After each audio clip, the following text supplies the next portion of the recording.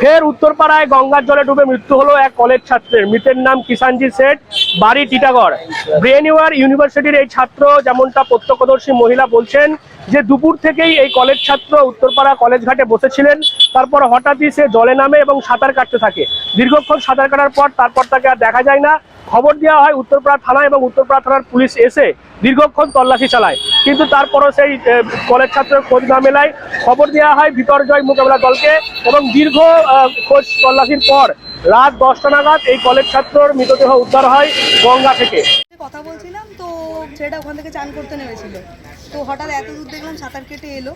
তো আসার পর হঠাৎ জলের স্রোত ওদিকে ওর মুখ এদিকে ছিল, তো আমরা ভেবেছিলাম হয়তো সাঁতারই কাটছে নর্মালভাবে।